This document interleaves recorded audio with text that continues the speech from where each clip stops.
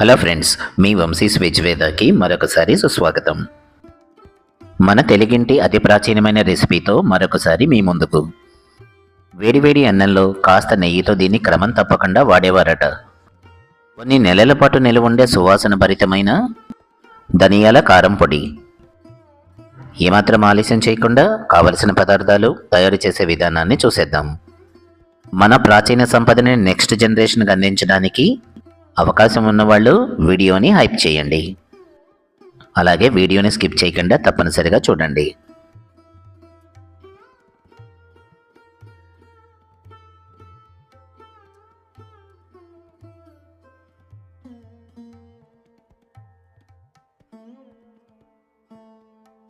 ముందుగా 500 గ్రాముల ధనియాలు, 100 గ్రాముల గుంటూరు మిరపకాయలు కాడతో సహా తీసుకున్నాం. కరివేపాకు కాస్త ఎక్కువగానే తీసుకోండి. 50 గ్రాముల పచ్చిశనగపప్పు, మినపగుళ్ళు 50 గ్రాములు, కొద్దిగా ఆయిల్, 50 గ్రాముల నువ్వులు, అర స్పూన్ మెంతులు, కొద్దిగా జీలకర్ర,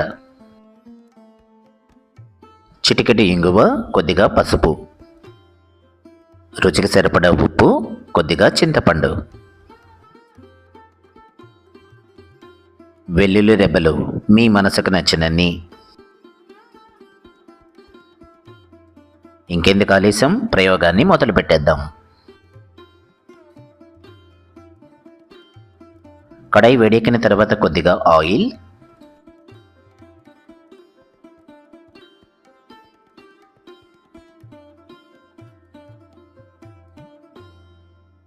ఆయిల్ కాస్త వేడెక్కిన తర్వాత ముందుగా పచ్చిశనగపప్పు, మినపగుళ్ళు,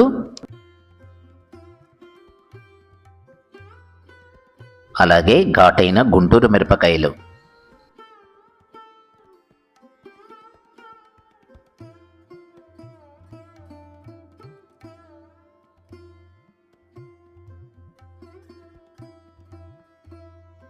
ముందుగా వీటిని లో ఫ్లేమ్ మీద చక్కగా వేగించుకుందాం. మీ ముక్కు పుట్టాలు కాస్త అదరటం మొదలైనప్పుడు స్టవ్ ఆఫ్ చేసేసుకుని వీటిని బాగా చల్లార్చుకోండి. ఇప్పుడు అదే ప్యాన్లోకి కొద్దిగా ఆయిల్,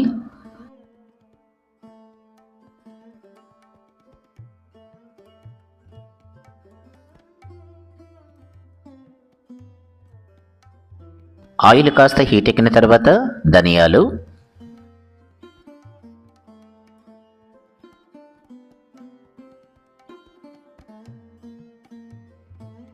ఇవి కాస్త దోరగా వేగించుకున్న తర్వాత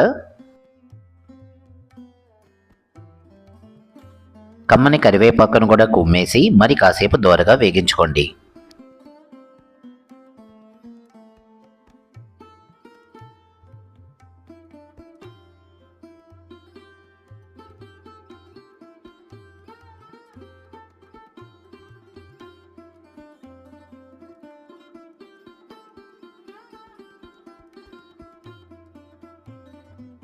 కరివేపాకుని కాస్త ఎక్కువగానే దట్టించండి, మరింత టేస్ట్ని ఇస్తుంది. కమ్మని సువాసన వస్తోంది. ఇప్పుడు నువ్వులు,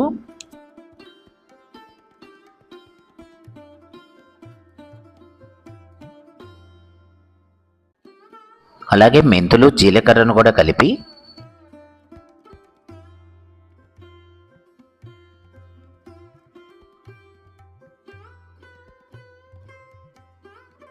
సన్నని సెగ మీద మరి కాసేపు వేగించుకుందాం. ధనియాలు కలర్ చేంజ్ అయిపోయాయి.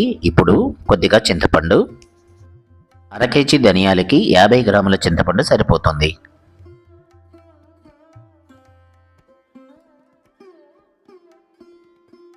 మరి కాసేపు వేగించుకున్న తర్వాత ఒకసారి కలిపి పెట్టేసుకుని స్టవ్ ఆఫ్ చేసేసి ఈ మిశ్రమాన్ని బాగా చల్లార్చుకోండి.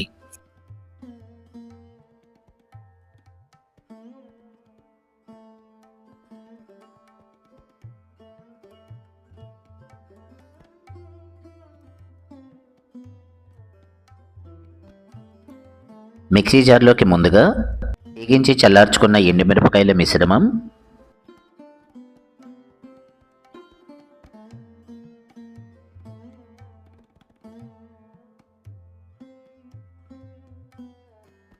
ధనియాలతో కలిపి కాస్త దోరగా వేగించుకున్న చింతపండు, మీ ఇష్టానుసారాన్ని బట్టి వెల్లుల్లి దెబ్బలు,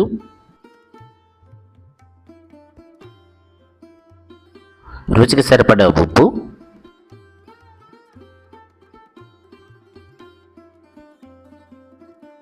చిటికెడు పసుపు, కొద్దిగా ఇంగువ.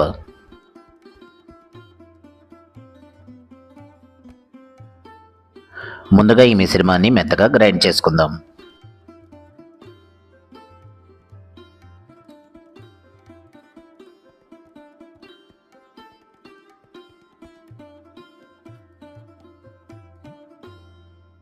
ఈ మిశ్రమం అంతా మెత్తగా గ్రైండ్ చేసుకున్న తర్వాత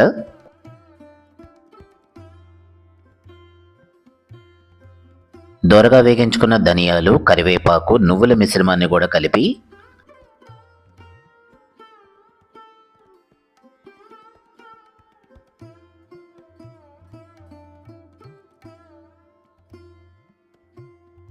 ఈ మిశ్రమాన్ని కూడా మెత్తగా గ్రైండ్ చేసుకుందాం.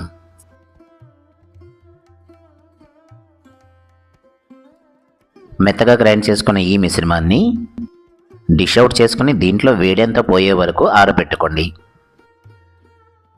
సింపుల్గా ఎంతో రుచిగా తిన్న కొద్దీ తినాలనిపించే తాతల కాలం నాటి ధనియాల కారం పొడి రెడీ. రైస్లోకే కాకుండా ఇడ్లీ, దోశ లాంటి బ్రేక్ఫాస్ట్లోకి కాస్త నెయ్యితో ఈ కారం పొడి అదరహో. ఒక 8 కంటైనర్లో కనుక మీరు ప్రిజర్వ్ చేసుకుంటే 3 నుంచి 6 మంత్స్ వరకు దీని ఫ్రాగ్రెన్స్, టెక్స్చర్ అలాగే ఉంటుంది. ఏమాత్రం ఆలస్యం చేయకుండా ప్రయోగాన్ని మొదలుపెట్టండి. తాతల కాలం నాటి రుచులను గుర్తు చేసుకోండి. ఎంతో ఈజీగా, ఎంతో రుచిగా ఉండే ఈ సింపుల్ ధనియాల కారం పొడి కనుక మీకు నచ్చితే ఒక లైక్ చేయండి, షేర్ చేయండి, కామెంట్ చేయండి. మన ఇంటి రుచులను మరికొంతమందికి తెలియచేయటానికి వీడియోని తప్పనిసరిగా హైప్ చేయండి. అలాగే బెల్ ఐకాన్ను తప్పనిసరిగా యాక్టివేట్ చేసుకోండి.